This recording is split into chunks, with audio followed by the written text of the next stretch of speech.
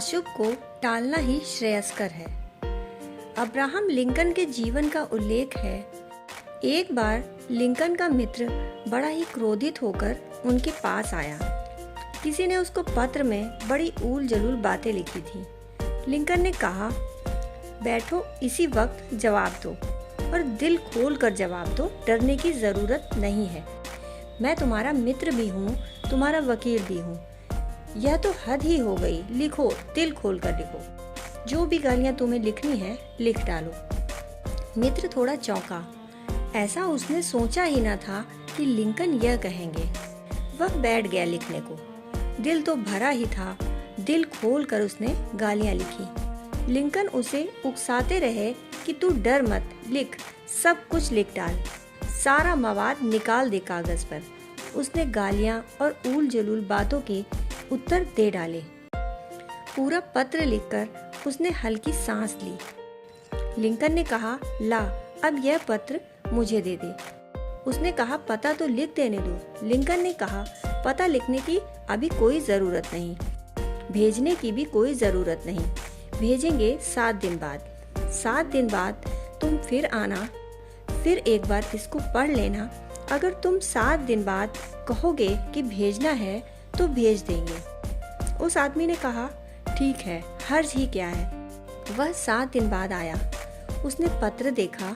उसे भरोसा ही ना हुआ कि मैं ऐसा पत्र लिख सकता हूँ।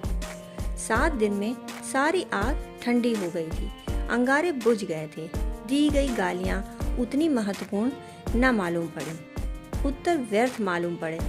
वह आदमी पागल मालूम पड़ा। अपना पत्र देखा तो कहा, मेरा भी दिमाग खराब है। इसका जवाब नहीं देना। मेरे दिमाग के कुछ उपाय बताओ। इस तरह की बातें मेरे मन में उठती हैं। अच्छा ही हुआ उसने यह पत्र लिखा। उसके पत्र के बहाने मुझे अपनी आत्मा के दर्शन हो गए कि यह सब मेरे भीतर भरा पड़ा है। अशुभ को टालना, क्योंकि टल जाए तो अच्छा है। अशुभ को कल पर छोड़ना बेहतर है। अगर हम अशुभ को कल पर छोड़ें तो उसी तरह अशुभ न हो पाएगा जैसे हम शुभ को छोड़ते जाते हैं और वह नहीं हो पाता। कल पर छोड़ा होता ही नहीं। हम जरा करके देखें। कोई हमें गाली दे और हम कहें 24 घंटे बाद क्रोध करेंगे। अगर हम 24 घंटे बाद भी क्रोध कर पाए तो चमत्कार है। यह हो ही नहीं सकता।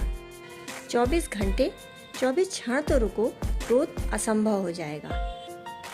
कहते हैं कि अगर क्रोध कल पर टाल दो तो उसी तरह टल जाएगा जैसे करुणा अभी तक टलती आई है।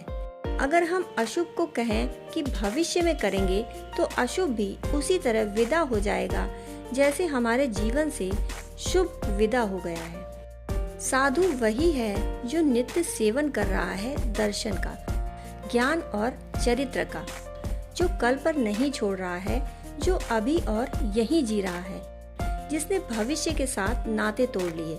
भविष्य के साथ जिसका नाता है वही गृहस्थ है। गृहस्थ का अर्थ है वासना, कामना, कल भोगेंगे। गृहस्थ की यही भूल है कि मौत कल आएगी। हम भोग ना पाएंगे। हम कल पर टालते जाएंगे और एक दिन मौत आ जाएगी। हमारा सब टाला हुआ टाला ही रह जाएगा। दोस्तों, कहानी सुनने के लिए आपका बहुत बहुत आभार।